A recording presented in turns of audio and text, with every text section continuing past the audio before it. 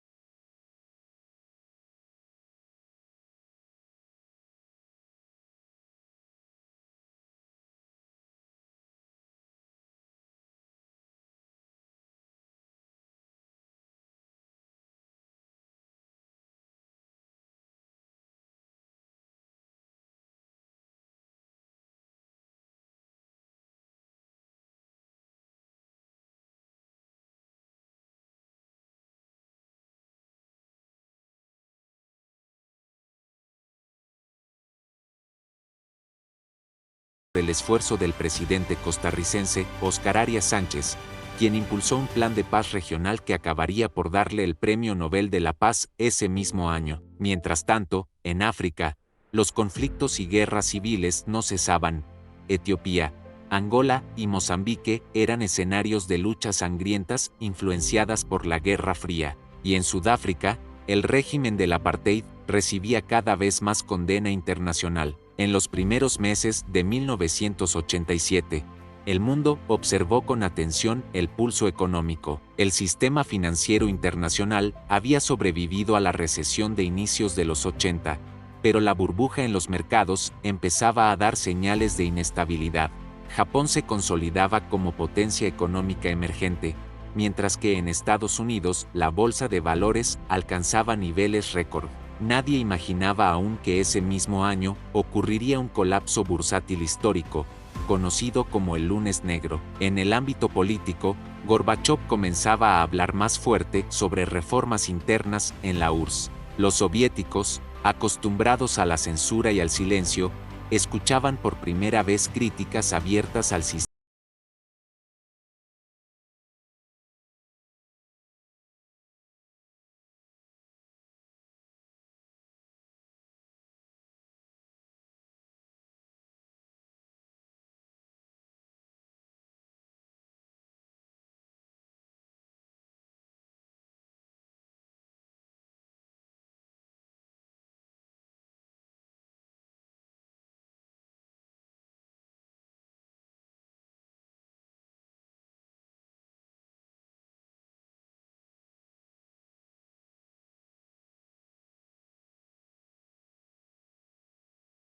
del planeta, y marcaban una generación. En paralelo, el pop de Michael Jackson y Madonna dominaba las listas, mientras que en otros rincones surgían movimientos musicales alternativos. 1987 también fue el año en que Guns N' Roses irrumpió con Appetite for Destruction, un disco que cambiaría el rumbo del rock. El cine no se quedaba atrás. Hollywood estrenaba producciones que hoy son clásicos, como Depredador con Arnold Schwarzenegger, La chaqueta metálica de Stanley Kubrick y Los intocables de Brian De Palma. Las pantallas reflejaban un mundo lleno de violencia, héroes y sueños. Mientras en Occidente se bailaba y cantaba, en Medio Oriente la guerra seguía dejando cicatrices. La guerra Irán-Irak, que llevaba ya 7 años, parecía no tener fin. Millones de personas habían muerto y los ataques con armas químicas comenzaban a salir a la luz, mostrando una de las caras más oscuras del conflicto. En Afganistán, los muyahidines, financiados en parte por Estados Unidos,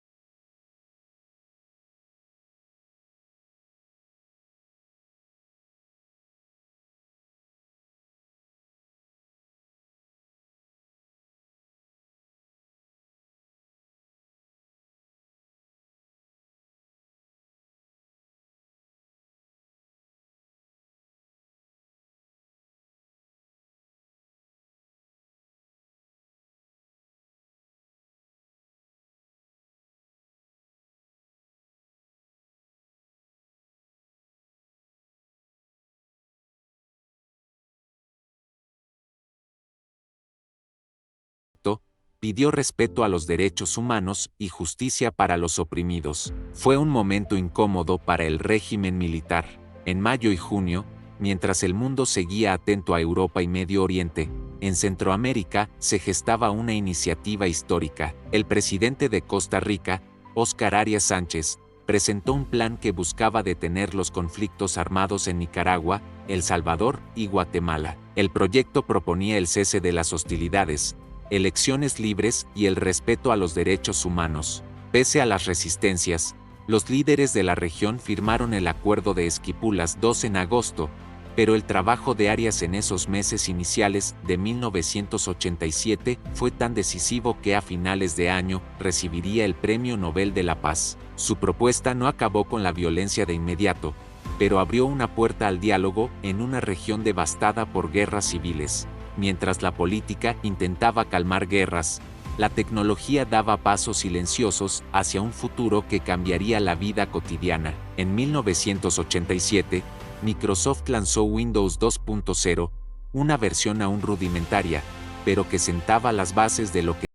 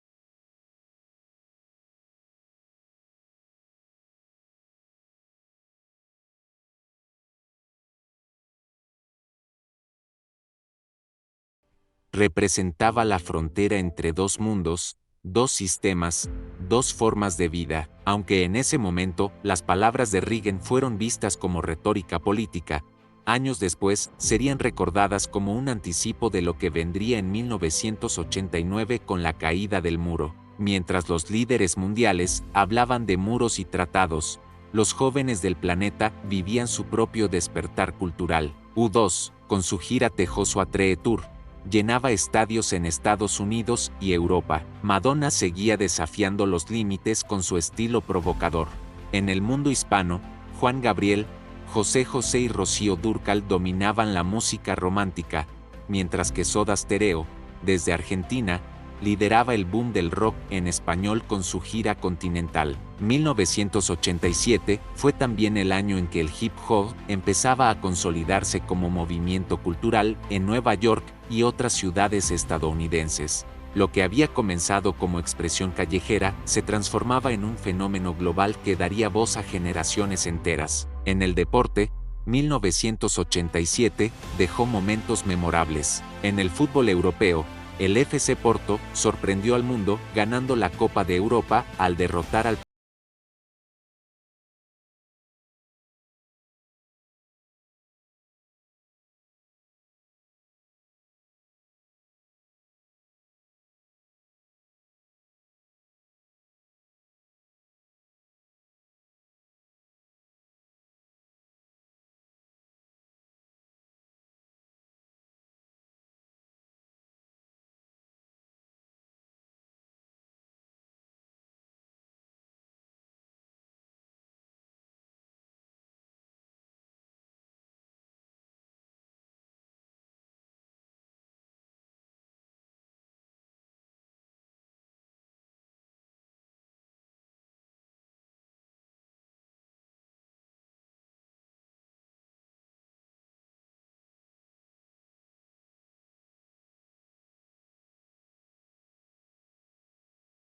incluía compromisos para un alto al fuego, amnistías parciales, elecciones libres y supervisadas, respeto a los derechos humanos. Aunque el cumplimiento fue irregular y los conflictos no cesaron de inmediato, el acuerdo fue un hito histórico. Representó la primera vez que los líderes centroamericanos, sin imposición directa de Washington o Moscú, intentaban construir su propio camino hacia la paz. Arias, con apenas 46 años, se convirtió en símbolo mundial de diplomacia. Su rostro sonriente aparecía en portadas internacionales, y a finales de ese mismo año recibiría el Premio Nobel de la Paz en Oslo. En esos mismos meses, las noticias de Medio Oriente eran más sombrías. La guerra Irán-Irak, que llevaba desde 1980, alcanzaba uno de sus momentos más sangrientos. Irak, bajo Saddam Hussein, utilizaba armas químicas contra combatientes iraníes y contra su propia población kurda. Irán,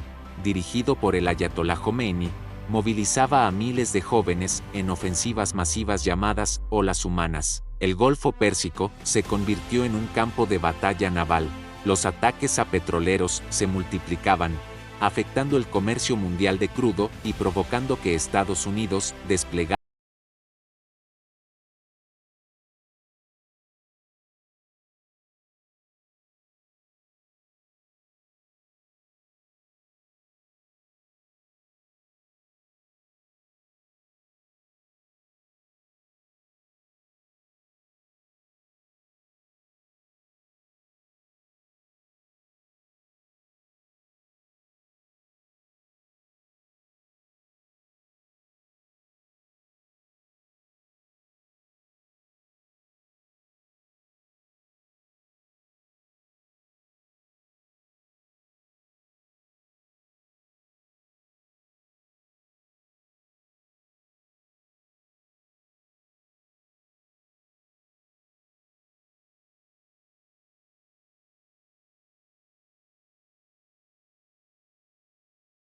corporativo. En la música latina, Luis Miguel lanzaba Soy como quiero ser, con apenas 17 años, consolidándose como estrella internacional. En Estados Unidos, el hip hop seguía creciendo, mientras Michael Jackson y Madonna dominaban el pop. Ese mismo año, Los Simpson aparecieron por primera vez como cortos animados dentro del programa The Tracey Ullman Show.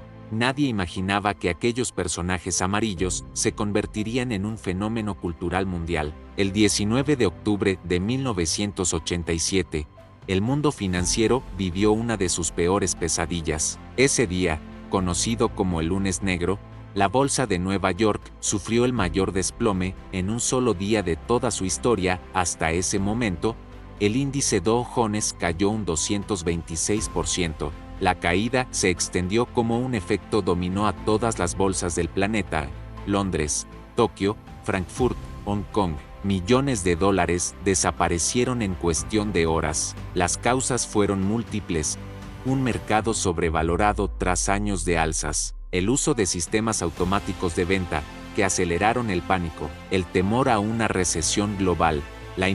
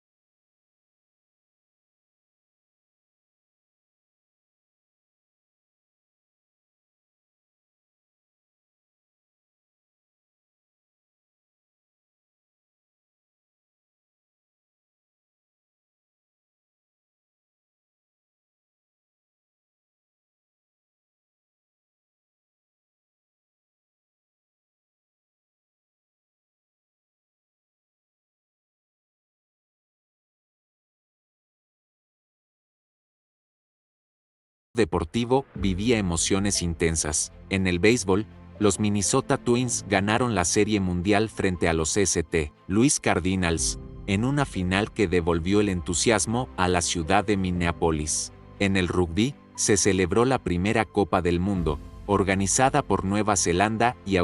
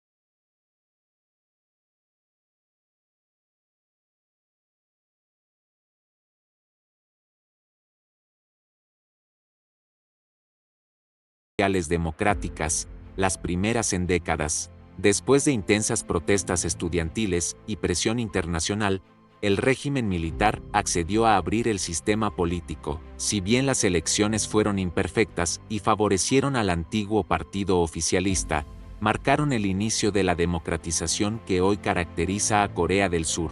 En ese mismo año, el país fue designado como sede de los Juegos Olímpicos de 1988, lo que reforzó su proyección internacional. El 7 de diciembre de 1987, un hecho estremeció a Estados Unidos. Un ex empleado de Pacific Southwest Airlines secuestró el vuelo 1771 y lo estrelló intencionalmente en California, matando a las 43 personas a bordo. El caso desató un debate sobre la seguridad aérea y los controles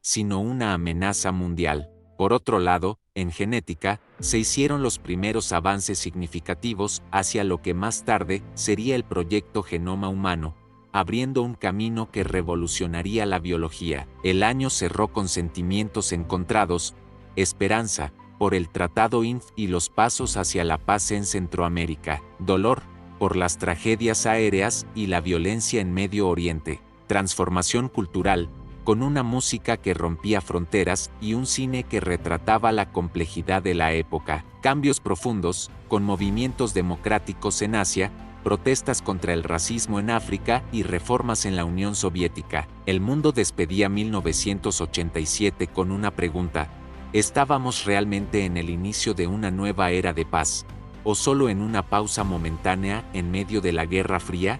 Si te ha gustado el contenido que acabas de ver, no olvides darle like al video. Y si aún no lo has hecho, te invito a que te suscribas al canal. Así no te perderás ninguno de los videos que publico cada semana. Solo tienes que hacer clic en ese botón rojo de suscripción que está justo debajo del video y activar la campanita para recibir notificaciones. Nos vemos en el próximo video. Cuídate mucho y gracias por ser parte de esta increíble comunidad.